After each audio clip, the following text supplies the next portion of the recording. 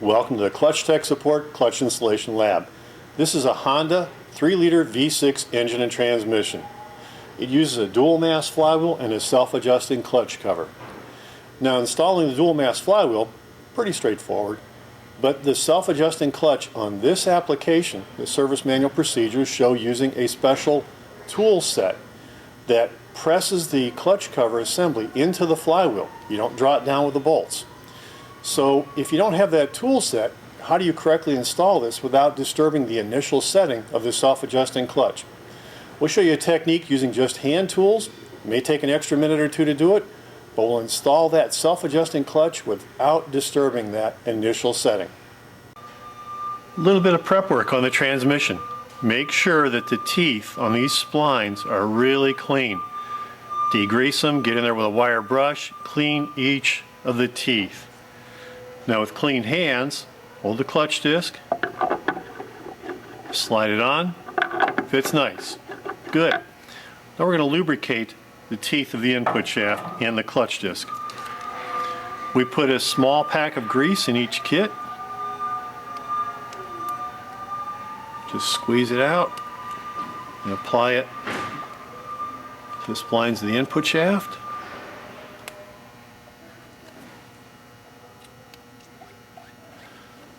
Distribute the grease. The grease helps keep this shaft from getting rusty with time. So if it gets rusty, then the disc doesn't slide freely. And we want the disc to slide freely. Clean hands, take the clutch disc, slide it on, index it. You're just distributing that grease.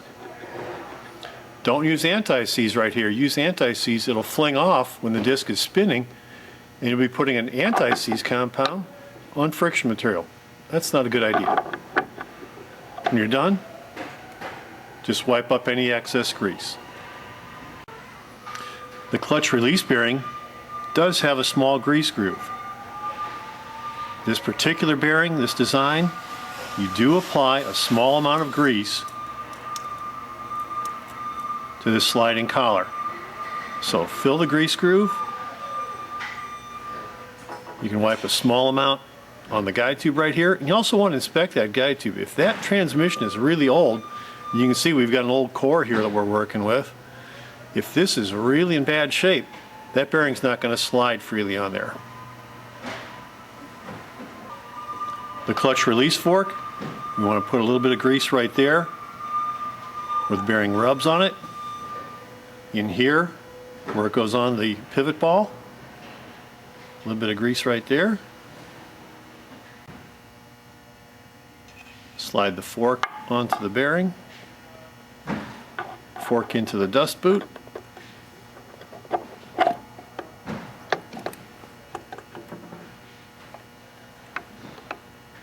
Wipe up any excess grease.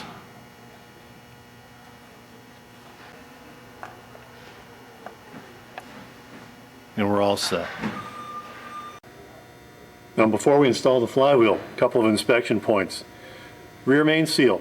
This is an engine core. We're just using it for training purposes, but always inspecting the rear main, because if it leaks, you're going to have clutch problems. But this is real important. This engine uses a combination of a dowel pin and a dowel sleeve, and these center the transmission onto the engine leader. So inspecting for those, inspecting the holes in the transmission case, real important. Now, right here, just make sure it's all clean. Threads are cleaned out. I'm going to install the flywheel, and then we'll put the bolts in. Each of the flywheel bolts got 1 drop of medium strength thread locking compound. And then I just used a ratchet and in a staggered pattern, just seated the bolts against the crankshaft. The torque procedure on this, the final torque is 76 pound-feet.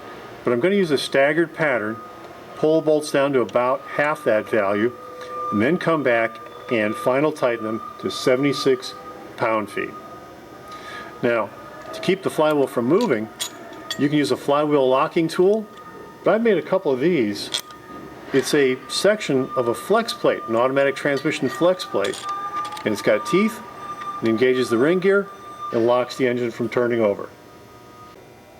Real important step. Now we have to clean the friction surfaces. That means this surface of the casting right here and this surface of the pressure plate casting right here. So use a clean rag and brake clean and wipe them down, get another clean rag, and repeat the process until it's good and clean. This is really important. A little bit of contamination here. Clutches don't like to be contaminated. When these are machined, when they're done, they usually put some type of preservative on them to keep them from rusting. Cast iron rusts pretty easy. So there's a compound goes on there to prevent rust. We got to clean that off. It is not necessary to dip this entire clutch cover or pressure plate assembly into a solvent tank. Just the friction surface right here, the part the disc touches. That's what we need to get really good and clean. Get all that old preservative off there. A couple observations about this particular flywheel. It has a pilot bearing already installed from the back side, so we've already got the bearing in there. Second, it's a dual mass flywheel. The torsion damper that was in the clutch disc in earlier clutch designs has been moved inside the flywheel. So it is normal for this to rotate like that. That's called the secondary. It's just going up against the springs inside there. So that is a normal observation. Now if they get real loose, that's when they've been used for a lot of miles. And time to replace that dual mass flywheel. Clutch disc. Which side goes where? Flywheel side. So we'll put the flywheel side up here. Flywheel side of the clutch disc facing the flywheel. Carefully line it up onto the dowel pins.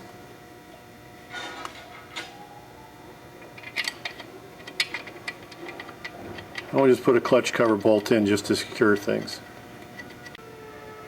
Clutch alignment tool. This section goes into the pilot bearing on the flywheel. So I'm going to insert it, pick up the disc,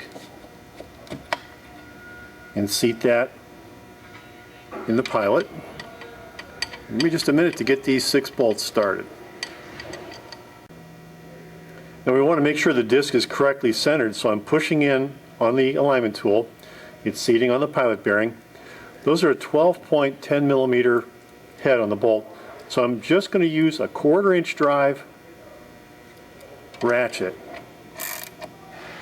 and a 1/4 turn at a time in a staggered pattern. Just barely tightening the bolts. What we don't get to use this time at all is anything attached to an air hose. So we'll double check that alignment. We're good. This spring identifies this clutch as a self-adjusting clutch. Out of the box, it's in the initial installation position. Using this bolt-up procedure, this initial position will be maintained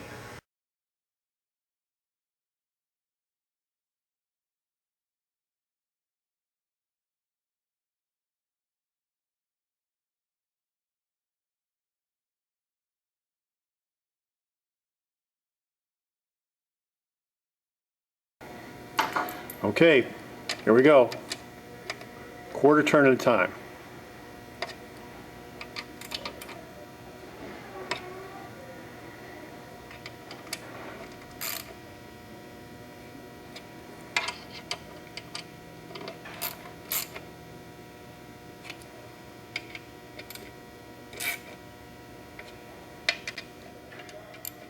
Now the objective was to tighten these bolts 1/4 turn at a time and seat all the bolts as close together as possible.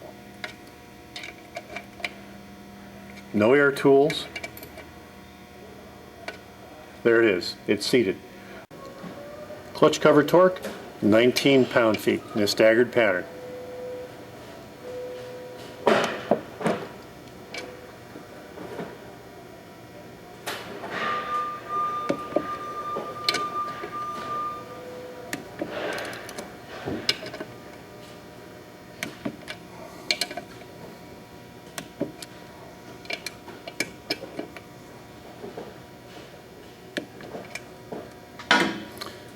There it is, installed without the special tools and the objective was to make sure that we didn't disturb the initial setting of the self-adjuster. It's seated, no impact tools. Take your time, do it right.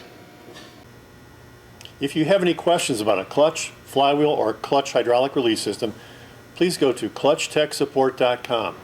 Enter our part number, our phone number, our bulletins, and any other videos will be listed right there to help you out.